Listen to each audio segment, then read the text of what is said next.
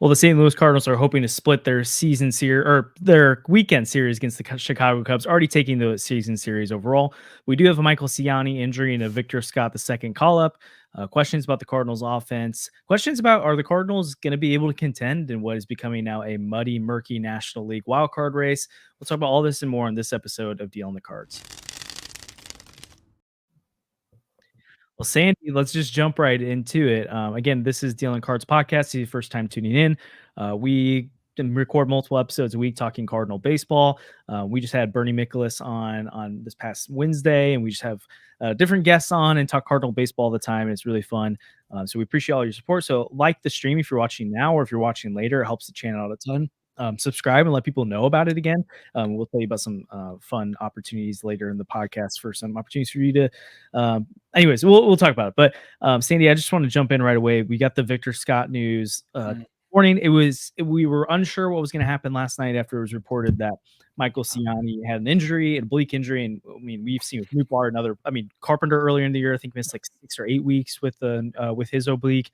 Those things can take some time, even if they're insignificant, and they're already upfront saying this is a significant thing. So I don't even know if we'll see Michael Siani again this year. If we do, it's probably at the very end of the year. And I mean, you were just talking pre-show about how good Michael Siani's been. I mean, we all know, or we've all kind of grown accustomed to Siani's been a lot better than we expected him to be. But to your point, he's been really good lately. So how big of a loss is the Michael Siani part of it? Let's just digest that first, and then we'll get into the Victor Scott call-up side of it. Yeah, it's a huge loss for the Cardinals. Anytime you lose someone who's playing Gold Glove level defense, it's a big loss. It's going to be hard to fill that in the outfield. As good as Victor Scott is defensively, at least as a prospect, there are questions about how he's going to be right now. Is the defense ready for the big league level?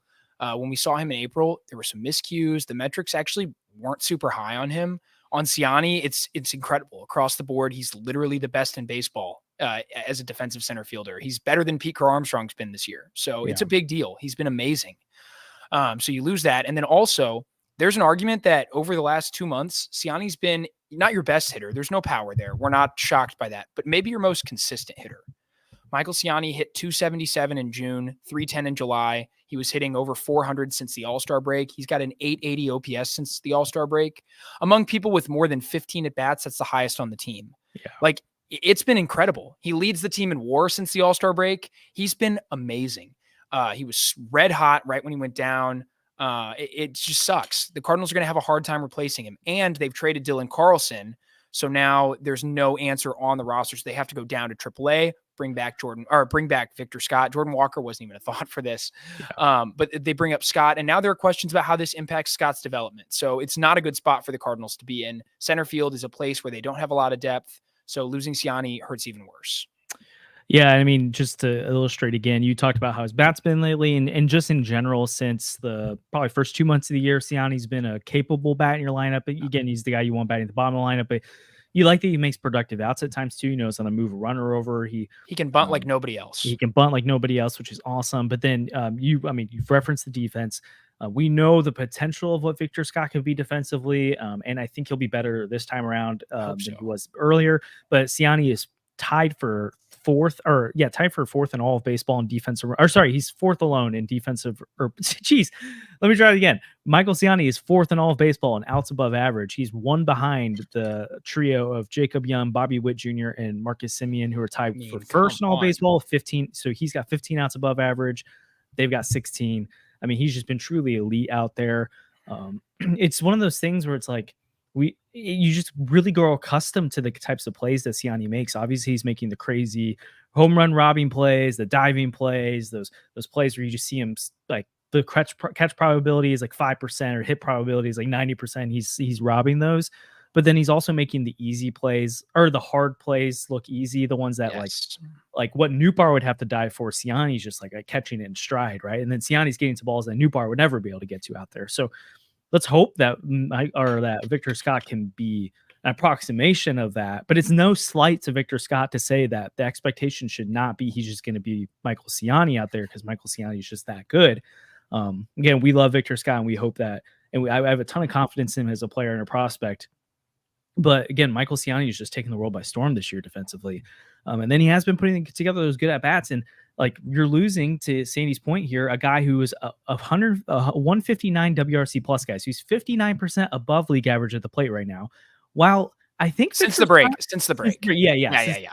Well, so like at this moment he's hitting like that. Well, Victor Scott in his first opportunity, I think, had a negative WRC plus for a little bit and ended up like in the 20s or something like that. So he's like 80% below league average. So this could be like, I remember talking about when Edmund comes back for a while, we were like, hey, that could be a big boost upgrade wise offensively. Well, Siani actually just became that.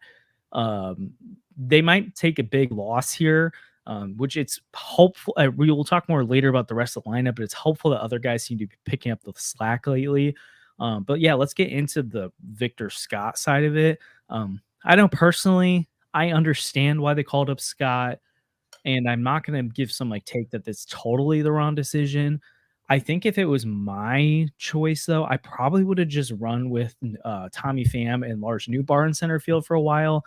And then, I mean, maybe call up even Matt Koperniak, but that requires a 40-man roster move. So that would have been tough. But I would shift some things around. We could talk more about what that would look like. But I would roll with Newbar and Pham in center because you know what you're getting with that, and take kind of the loss defensively that you're already going to be taking with Scott, but it's even more of a loss probably, and then go with the offense there, and then you get some offense in some other spots too. But how do you feel about Victor Scott being the call up right now, and what's kind of your confidence level with it? I'm just mostly coming with like very low expectations, so I'm not frustrated with what happens with it. I mean, hopeful that he can get on base more and make some damage on the base pass. And maybe that's like I don't think he can approximate all of Michael Siani's value just because of how good Siani has been lately. But maybe he could provide value in the other ways where the defense is maybe just above average instead of truly elite. But then like he is getting those steals because he's getting on base at a decent enough clip that he can steal second and third and really put pressure on a defense or on a opposing pitching staff. So what are your thoughts on Victor Scott coming up right now? And is that the move you would have made? I don't know. I'm hesitant on Victor Scott coming up. I put out a poll on Twitter. I got the news that he was being called up on my way out of church this morning. Put a poll up on Twitter probably an hour and a half ago, just to ask what people thought. And the I'm nervous option is currently leading, and I think that's how I feel too. It could be great. Like there's a chance that Victor Scott runs away with this job, and all of a sudden we're talking about him being the starter and Siani comes back and there's not a place for him. Victor Scott's that good. He has that much talent. But I am nervous. He was terrible in April. There's no way around it. Like, again, we believe in Victor Scott as a player and as a prospect, but he was not ready. He was not done as a prospect. There are concerns about whether the defense is there right now, and there are definitely concerns about whether he's there at the plate. Let's also remember that he's playing really, really well at AAA right now. He's having his best offensive stretch of the year. Does this mess with his development? He's developed. Hopefully he's had a little confidence, started to grow there. And if you pull him up right now and all of a sudden he goes 0 for his next 11 at the big league level, how does that impact him as a hitter? How does that make him feel? And failing a second time at the big league level is really hard on guys. They talk about how hard it is the first time, but guys that fail twice, sometimes you start to worry about them as players at that point. So it's difficult. I don't know if I would have called him up. Koperniak might have been interesting to me. Like you said, then you have to designate someone for assignment on the 40-man, but I don't think that's the end of the world. There are guys hanging on to the edge of the 40-man that the Cardinals could get rid of if they had to. We saw, although Basiakovic was kind of the one that made a lot of sense and they got rid of him the other day. So, and you have to add, you have to add Matson O'Brien at some point here too. So that's where I think this is where the roster crunch, like earlier in the year, it was really easy to rattle off a bunch of Cardinals. You're kind of like, yeah, that guy could get DFA'd. And funnily enough, or oddly enough, or let's laugh about it, like Michael Siani was one of those things for a long time where the offseason everyone's like, oh, just DFA Michael Siani. And it's like, how brutal would that have been? But like I look at it right now, it's like, is like out of the infield group, like for Means, maybe the one guy like that you could maybe DFA. You don't DFA Walker, who's like the only other outfielder that's not up. Like, I guess, I don't know. I can't remember if you have to have a certain amount of pitchers on your 40-man roster, but like you're looking at Ludus, you're looking at Graceffo, you're looking at Kloffenstein, you're looking at McGreevy, Robersa, Robertson, Roycroft, and Thompson. So like it gets weird. Like, I guess, like, but if it wasn't, you also had to bring back O'Brien and Matz at some point, I think then like Ryan Ludus here would be probably the easiest one to me. But like, if you have to get Ludus for one of those guys, and then it's like, okay, well, do you do Like, is Zach Thompson the next guy? Is Chris Roycroft the next guy? Is it Robertson that's the next guy? I think it's one of those three. Probably it's not McGreevy. I don't think it's Robersa. I don't think it's Kloffenstein. I don't think it's Graceffo. So you have to already pull one of those guys to get O'Brien on their mats, whichever the other one is, assuming they're both back from the 60-man, but they're both on rehab, so I'd assume they would. And then you're also doing the Koperniak thing. So I get why they didn't. I think this is one of the cons of when you trade both of your backup center fielders at the deadline that we didn't necessarily talk about a lot, and now it's an issue. And of course, Cardinal luck right now is that it's like, hey, you kind of figured you don't have to have Tommy Edman around the rest of the time, and obviously I don't think any of us would have much confidence in Dylan Carlson in center right now, but it is ironic that right when you get rid of both of them, it's like, oh, Michael Siani's down now. So I'm kind of glad it happened after, because I don't think they would have been as creative then. So yeah, to be completely fair, you would have had to make another move with Edman anyway because he was on the 60-day. True, yeah. So you're going to have to do that. The other thing is, if it's a really serious oblique injury, I wonder if they'll stick Siani on the 60-day to preserve the roster, which would really suck because he's out for the season if that's the case. But I think that's what they do, right? Yeah, that's interesting. Which also, okay, hold on. You could have him back for the playoffs if it's retroactive to yesterday. You could have him back for the playoffs if needed, which they were going to do that with Tyler O'Neill in 2022, which he wasn't on the 60-day, but they were going to bring him back during the wild card series and he wasn't ready, which ironic. But we'll address that another day. Typical. So yeah, I think we can get to lineup construction stuff at some point, but there's a part of me that thinks they could have avoided calling up Victor Scott for right now.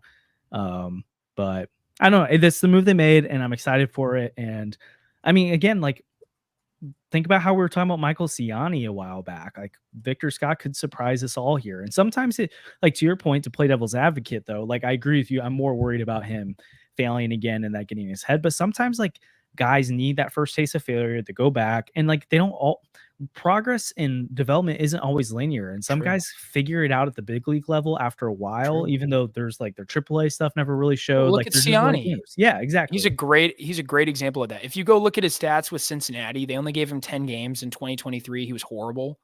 The Cardinals gave him like 2 plate appearances at the end of last year. We thought he was someone who was just going to be off the roster. And then if you look at how bad he was in April and May, like, he was not good. He was a black hole. He was literally the 5th string center fielder. If you think about how many guys they went through to get to him, between the Edman injury, the Carlson injury, Lars Nootbaar being hurt. Mo didn't even know his name. Exactly. Them trading Tyler O'Neill. Like, there were probably 5 or 6 better options than Siani at one point. They tried to go with Victor Scott over him in April because it felt like it can't be Michael Siani in center field. And I remember the first time he got a start after Scott got sent down, it was like, well, get ready for the Michael Siani experience because he's the guy.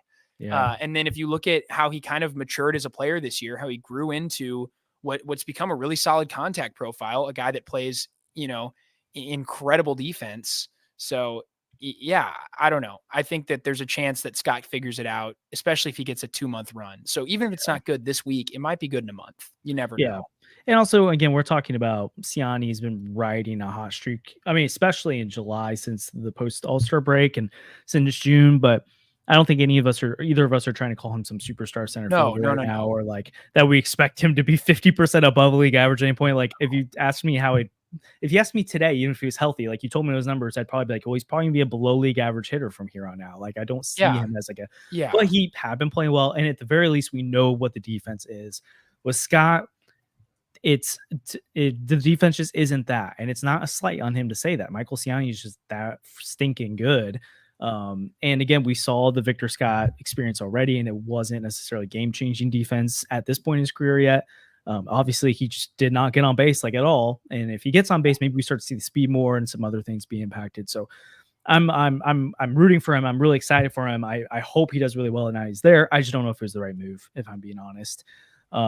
Let's go ahead. Let's just keep, because we're talking about roster construction and stuff, let's just have that conversation, and then maybe we can go to the Cubs series side of things, and then come back maybe to a little bit bigger picture, talking about the National League. But here's kind of what I threw out today over at Redbird Rants, because I just think there's a better way to construct the lineup right now and to utilize the roster.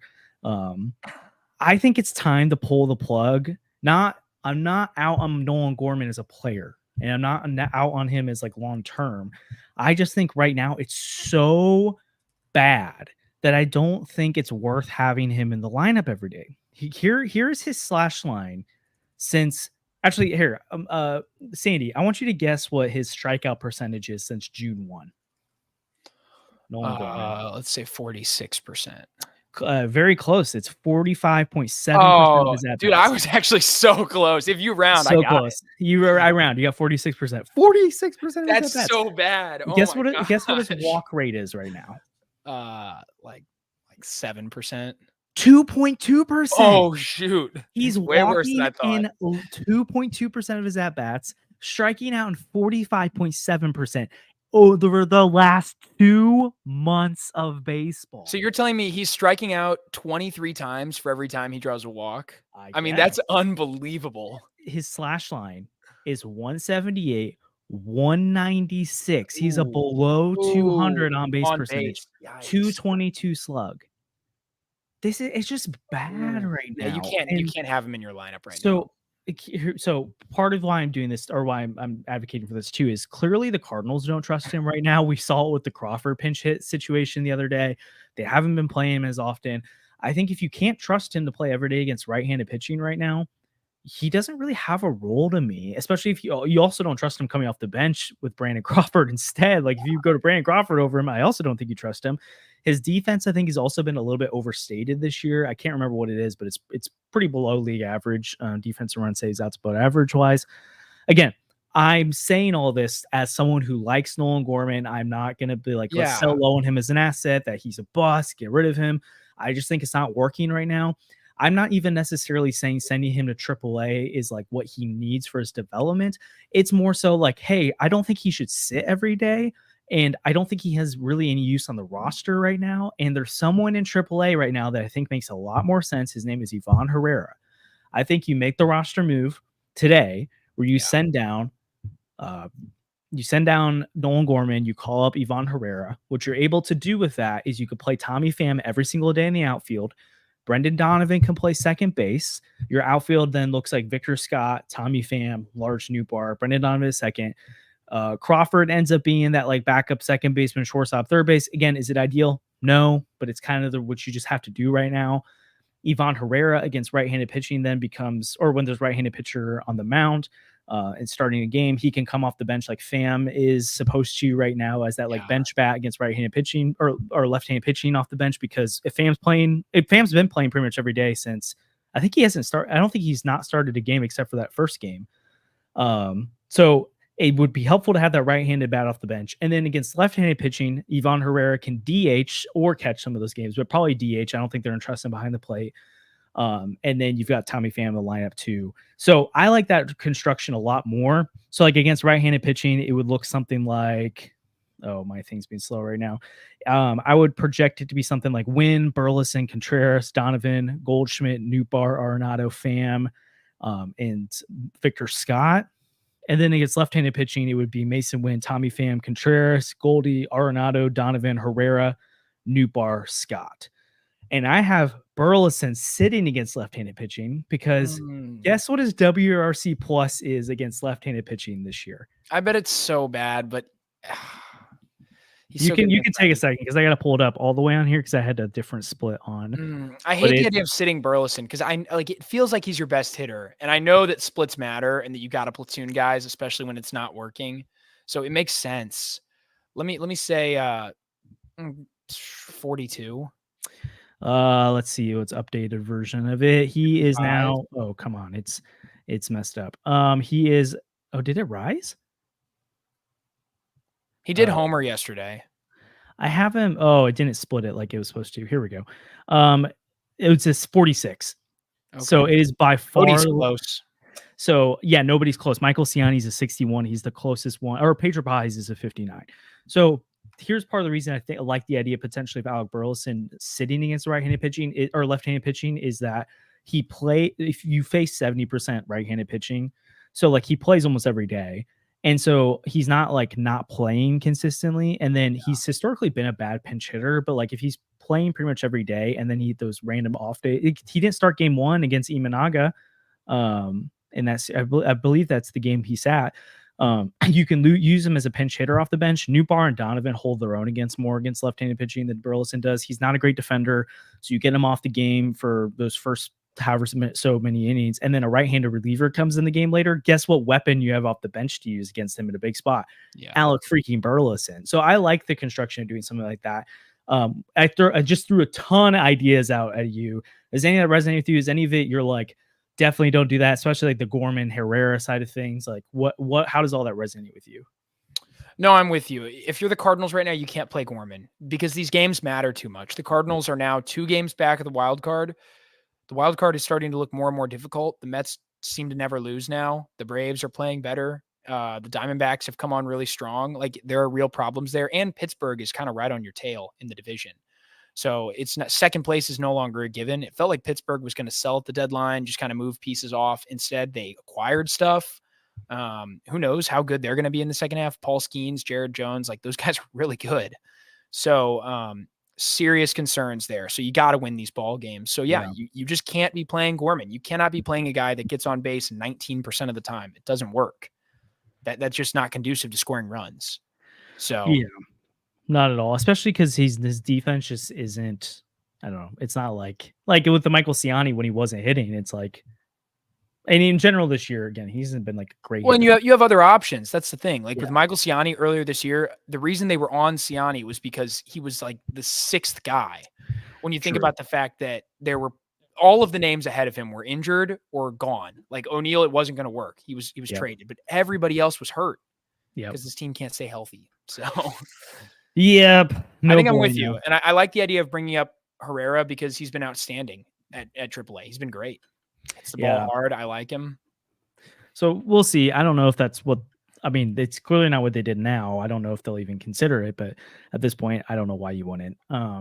So let's go ahead though, because you mentioned the Pirates. Let's talk the big picture side of things. But real quick, I want to thank SeatGeek, one of our sponsors of the podcast. And if you like, we're going to talk about the NL playoff picture. Every game for the Cardinals matters right now. They're playing the Mets. Wait, who are they? Are they playing the Mets this next series? I forget. They're playing some contender.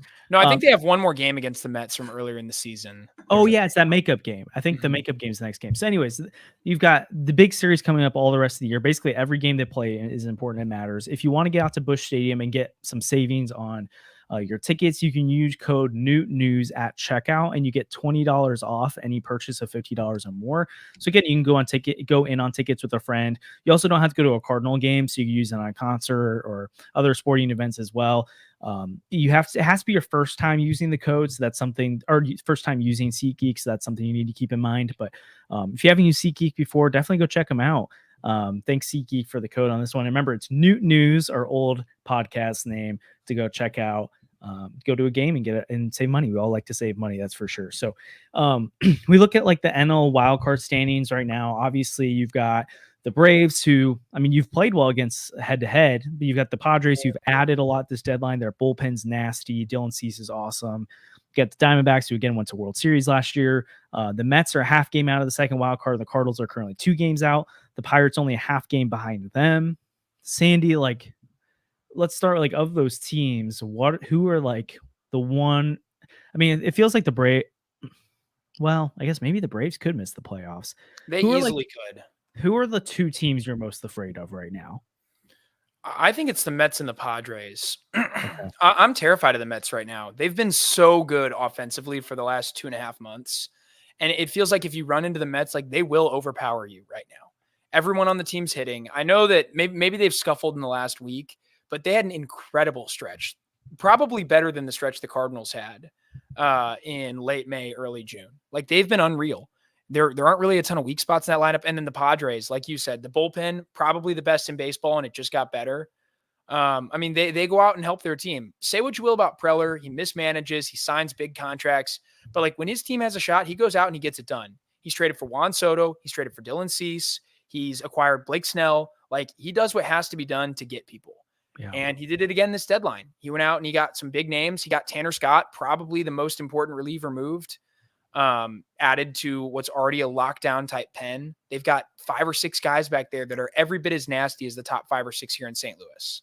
On top of that, they've got Dylan Cease, who, I'm sorry, in a head-to-head matchup, like Dylan Cease versus Sonny Gray, it's tough. Dylan Cease definitely pitching better than Sonny is right now. So I'm definitely scared of those two teams. And offensively, the lineup hasn't gelled like they want it to this year, but it's a lineup full of stars. Yeah. Like guys like Xander Bogaerts, guys like Manny Machado, Fernando Tatis Jr., even Ha-Seong Kim, like those guys aren't going to be cold all year. They're going to hit, and they have, especially lately. Yeah, I look at all the teams in this race right now, and I don't think there's a single one I can count out. Like, I actually probably feel the least confidence in the Diamondbacks, but they're 8-2 in their last 10 games, and the Pirates scare me just because the pitching. But Jared Jones, I don't know when he's supposed to come back yet. Again, the Mets, like you said, they've just been on fire. Padres 8-2 in their last 10. I know you've head-to-head had the Braves number, but at the same time, I mean, they've still got Matt Olson, Austin Riley. I mean, they've got a lot of guys. The Braves injuries, the Braves injuries are legit though. Like you don't have Acuna, Albies is gone right now, and they traded Vaughn Grissom a while ago. So like, there's not just a guy they can pull up right now who's going to hit well. They've got some no names in their lineup at the moment. Like I'm not super worried about them. Yeah, but I mean, they've got the cushion. I mean, it's not much of a cushion, but they are the first wild card right now. And then also too, like, I mean, it just wouldn't shock me if Matt Olson turns it on any moment or Austin Riley turns it on. Oh, yeah. I mean, Matt Olson's a 60 homer power kind of guy. Like, he could do that. So again, there's some people who are saying the Cardinals are out of it right now, and they're like, they're done. I'm like, I just think that's ridiculous to say right now. But I do think the Cardinals have to keep winning games. Like, they can't drop games because there's an argument the NL Central is probably the more winnable thing than the wild card. Like, I think there's a scenario where whoever wins the NL Central would have been the third wild card if they didn't win the NL Central. Like, and like that the other team misses the playoffs, like that the third wild card ends up having an equal or better record than the NL Central champion. So again, that requires a little bit of a Brewers collapse here, or them at least not to continue the pace they had in the first half. But I just don't think they can accord.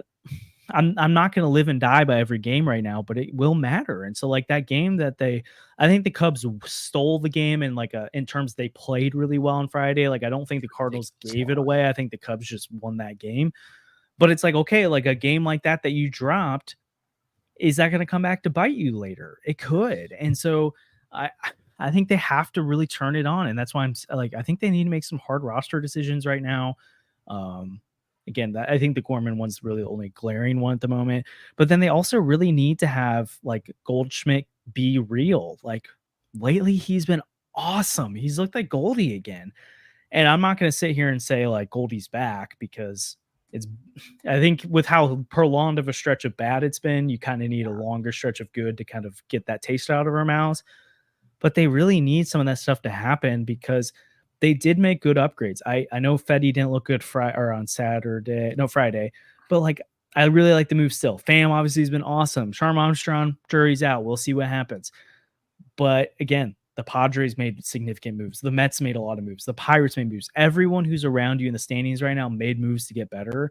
And so it's probably going to take more than just your additions to make you better. I think the additions kind of get you back to that even playing field. And then the Goldie, like a Goldie resurgence, Nato being better, Gray getting back to being form, Kyle Gibson kind of getting back to form. Like, it doesn't have to be all of these things at once, but some of these things have to happen if they're going to be a playoff team. If it doesn't, then they will be on the outside looking in. So I think they're talented enough. I think they'll do it, but there are enough other teams who've gotten better as of late that it won't be easy.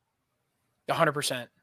And there are still a couple teams hanging around the edges of this race. Take a look at the Giants, for example. Yeah. I mean, even look at the Reds. Like, a hot week right now gets any of those teams back into the race. The nice thing is you can sustain a hot stretch because they're behind you at the moment. But like, I don't know, Blake Snell just threw a no-hitter the other day. Like, the Giants could easily be back. Logan Webb, Blake Snell, that's nasty. They've got a good bullpen. They've got an offense that's capable of producing. Any of these teams could make a run. This is not where the Cardinals wanted to be. I'll tell you that. It felt like things were trending up in early July. It was like, wow, they're starting to build a cushion. They're the second wildcard team. They could chase down Atlanta. And all of a sudden, we're talking about the Cardinals being 2 games back with a ton of teams around them. So it's really difficult right now. They've got to be winning these games that they're giving away. I know you're saying they didn't give away that game. I feel like if Ryan Helsley comes in with a lead and you lose, the game was given away. Especially that game against the Nats, too. That was a game that they gave away. Yeah, the Nats on the mound. Different. Your ace is on the mound. You've got a 6-2 lead. You've got to win that ball game.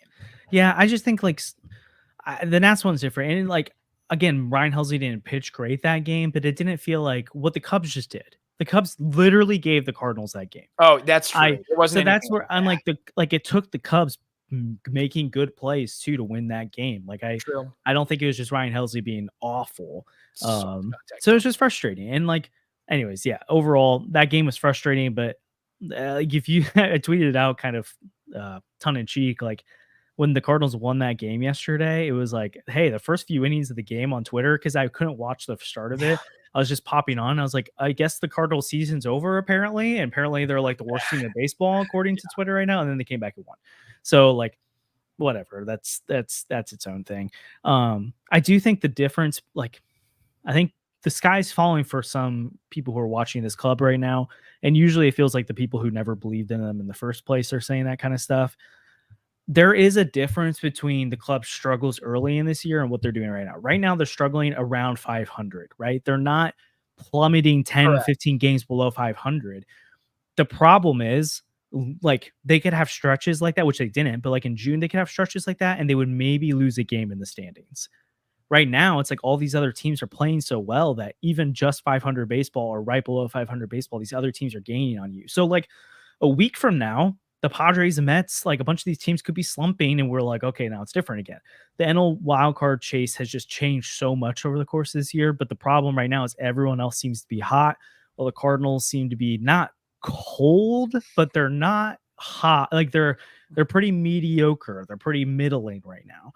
And you're going to feel that more because of how the rest of the NL is doing. Right. But like, again, we got like, what was it, mid-June, and 2 of the wildcard teams are below 500. Like it's a completely different race right now. So I do think it's worth us maybe circling back and just talking through the Cubs series stuff so far. So obviously they have a chance to split today. Going into the series, obviously you would have wanted to win the series or sweep, but 4 games at Wrigley, it's never easy. It always feels like Cubs Cardinal games, especially at Wrigley, are weird. And so I'm not like, if they split this series, I won't necessarily be mad about it, but like I would have felt like you left some meat on the bone, especially because of how Friday or Thursday's loss went. Overall, Sandy, how are you feeling about like the Erick Fedde start side of things? Do you think the series in general like is giving you more concern about the Cardinals, or do you feel like it's a bad series? Kind of what's been your vibe so far? Yeah, it's a bad series for sure. Like even if you end up winning, it's a bad series because you're a ridiculously lucky error away from getting swept right now. True. And you're also a Ryan Helsley start or a Ryan Helsley blow up away from going 3-1. So it's a little frustrating. It was also like Friday was particularly frustrating because you had the Cubs down to their last pitch over and over again, and you just couldn't get it done. Guys getting, 0-2, 1-2 hits. It's like that can't happen with your closer on the mound. But it's okay. Helsley's been amazing this year. Like, I know Andrew immediately was sending in the chat like A tier Helsley. But I mean, yeah, he probably is A tier now instead of S. You can't be perfect. You can't be perfect. But it's frustrating. You never want to lose a game like that, especially with this team where the bullpen's the strength of the team. Like, you gotta be able to lock that down. Yeah. I think it really depends on how tonight goes, though. If the Cardinals lose tonight, a 1-3 series, that's terrible. It doesn't matter who you're facing. Going 1-3 in a series against anybody is not a good result. You lose 2 games in the standings, really. Like, that's just not okay. They've got to split, and it's going to be tough. They've put themselves in a position where now they need Michaelis to outpitch Steele. Yeah. Not great. Although Steele hasn't been great against the Cardinals historically. So we'll see how that goes. True. It's not like Kyle Hendricks or Imanaga's on the mound. Yeah, but even like Imanaga the other day, they put up 10 hits, 4 runs, something like that. Like they've actually been a little bit better against left-handed pitching as of late. So like, hopefully that continues tonight against Justin Steele. But that is my main concern is you have a southpaw on the mound, and it's like, I think Justin Steele and every other left-handed pitcher in baseball circle when they can face the Cardinals. Oh, they've got to be so happy. They're like so happy. Not with Tommy Pham in the lineup. Yeah, not a Tommy Pham though. And sneakily, I don't think people really realize the Cardinals for quite a while now, probably since late or early July, mid-July, or early July would be quite a while, but they've been floating around 10th in baseball against right-handed pitching as a team this year. They've gone up, I think they've gone all the way up to 8th, and right now there might be like 11th or something like that. But like this team actually is pretty good against right-handed pitching now. It's the left-handed pitching that has just been awful against, and then also like we've talked about over and over again, runners in scoring position, big spots. It feels like they really decline in those situations. But yeah, I think if they can continue to, like, one of the things I'll be watching for the second half is anytime there's left-handed pitching that enters the game, like I'm not saying they need to be a top 10 unit against left-handed pitching, but can they not be 29th and 28th? Like, can they be 17th, 16th, 15th? Because that's a substantial difference and can help them and be the difference between them winning and losing more games here. So, the Fedde start, I know you didn't touch on it specifically, but I mean, it was one start and it was a really bad second inning. Besides that, he was fine. Yeah, and so like Cutter clearly didn't have a good feel for it that game, and he uses it to the sweeper, and in general, his fastballs aren't great. So like that's something that you need to watch with him. But again, it was one start. What didn't look great, but it was in Chicago. I'm gonna give him the benefit of the doubt. I want to see some more starts, right? It's like if we came on here and said Michael McGreevy's an ace now because of one start, you guys would be calling us crazy. So to write off Erick Fedde, who's been awesome, who's been really good this year, I think he's the leader in either B WAR or F WAR. He's second in all of baseball among pitchers. I don't know which one it is. Like he's been a good pitcher this year. So I'm not going to say one bad start against the Chicago Cubs at Wrigley in his debut makes him a bad acquisition at this point. It's not 2022 Fedde. Like this is a different guy. Yeah. Now it doesn't mean he's going to be the 3.11 or whatever it was ERA that they acquired. I tend to think he's going to be pretty close to that, if not potentially better. But better would be asking a lot from him. So I'll say around that, if not slightly worse, because you're going to a winning team, a team that's in the playoffs, so with motivated, but also with good defense instead of historically bad defense of the Chicago White Sox. So, I don't think most people are dogging Fedde for it, but I know that people were pretty frustrated by that. I like the addition of it. And I think once he gets on a roll a little bit here, I think, especially if Gray gets on the roll, which he was pretty good in his last start, I think he looked a little bit better. If those two can be what you're expecting them to be the rest of the way, it'll feel a lot different having back-to-back starters who can really like win you a game there. And then Gibson's your 3, and then Palante is your 4, and Michaelis is your 5. Like that's a very different feeling rotation than the one where Kyle Gibson's your 2 and Lance Lynn's slotted in there and all that kind of stuff. So, anyways, I think predictions for tonight, I think they win it. I think they tied the series. I think it's gonna be a close game, but I don't see them dropping 3 in Wrigley. But if they do, I think to your point, it's a disappointing series, but it's not the end of the world. But you have confidence that they're winning tonight, or do you think this is gonna be a dud? I don't know. I want to say they're winning. I'm just gonna go with it. I'm just gonna say it. I think they're gonna win the game. It's kind of nice. No more Morel is really fun too. I'm so glad he's not a Covenant. He's always, it felt like he was good against us. Maybe that's just recency bias or something. Yeah. But it felt like he hit the Cardinals well. Yeah. So. Well, everyone needs to hear. I don't think you can hear it, but I'm knocking on wood right now. Ian Happ has not really hit this series yet. So I'm hoping that they can hold him off one more game. But he's like, I remember one of the best days of my baseball life was the day they got rid of Rizzo and Bryant and Baez, and they traded the whole core away. I was like, this is incredible to watch. So nice. I think when they trade Ian Happ, it'll be a better day. It's possible. Better. Well, if Ian Happ only played against the Cardinals, he would literally have Barry Bonds numbers. It's insane. Kyle Hendricks. Kyle Hendricks is Cy Young reincarnate against the Cardinals. It's unbelievable. Yeah. He's 37. He has a 9.6 ERA, and against the Cardinals, 7 scoreless. If the Cardinals want to gain a few games back next year, they should, they should have done at the deadline, but next year they should trade for Ian Happ and they should sign a Kyle Hendricks. Like, just keep them off any other team, especially the Cubs, and I think you win some games. Like, so I don't know, Mosaic, if you're listening. I just helped you. I helped you make some incremental improvements right there. Just pay Kyle Hendricks extra to not play for the Cubs next year.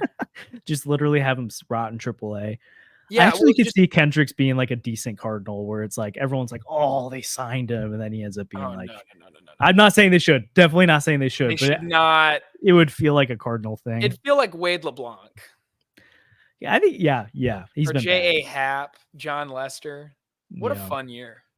What a fun year. Ian Happ low-key would kind of fit in right now because you get another bat in there, switch hitter. But oh well. I don't really want Ian Happ. I just want him off the Cardinals or Cubs. I didn't think about Happ versus Michaelis. Oh no. Yeah. Not as bad as Happ Bueno. Happ Bueno was literally the worst combination of all time. True. So, oh my gosh, we need to, like, at some point in the offseason, we just need to make a team of players that crush the Cardinals. I'm seeing some like Jonathan India in there is a good one. Yeah, Ian Known Happ. Cardinal killer. Yeah. Oh, Austin gosh. Riley, I feel like, has been a Cardinal killer. Yeah, Austin Riley's one. I feel like Brandon Phillips is always super annoying when he was at the Reds. Oh yeah, for sure. Man, we could just go on with a bunch of guys. Lorenzo Cain back in the day with the Brewers. Oh my gosh. That Carlos Gomez was a Cardinal Yeah. killer for no reason. That guy was not good. Man. Yeah. Yep. Oh gosh. That's bad. That's a lot of bad memories right there. Yeah. Well, yeah, we'll see what happens today. In the game, obviously be really huge to at least split the series at this point and then come into the next week of baseball. We'll be back again on Wednesday, breaking down kind of what the playoff picture is looking like. Again, we'll get a little bit of a taste of Victor Scott II at that point. We might even have another Fedde start by then. Obviously, it just feels like between recordings each time, whoa, Sandy's gone. Just black. What happened? I don't know. My Wi-Fi's bad. Oh, I thought like the lights went out. Okay, if you guys haven't checked out the Note News podcast yet, first of all, go check out their Instagram, Twitter, or TikTok for this video they just posted. It is one of the funniest like random podcast clips I've ever seen before. Basically, just like what just happened to Sandy. That's like a precursor to it. But what happened was absolutely hilarious. So first of all, just check out the video. Second, if you're interested in Blues content, they do a really good job. So they do. They're really good. Definitely check out what John and Alec have going on over there. But go check out the reel at the very least because it is hilarious. And let them know we sent you over there. But again, we'll be back on Wednesday to break down more Cardinal baseball. Again, hopeful for a good game tonight. We'll see what happens. Oh gosh, Michaelis versus Happ though. I've got a lot of nightmares right now potentially. But anything on the way out, Sandy? Not much. Just need to see the Cards get a win tonight. Split the series and we can all move on. Like a series split, there's no real way to complain about it. Even if it didn't look great, they got it done. Let's win the game against the Mets after that. Let's do it. All right. Well, we'll see you guys on Wednesday. Thanks for being on this latest episode of Dealing the Cards.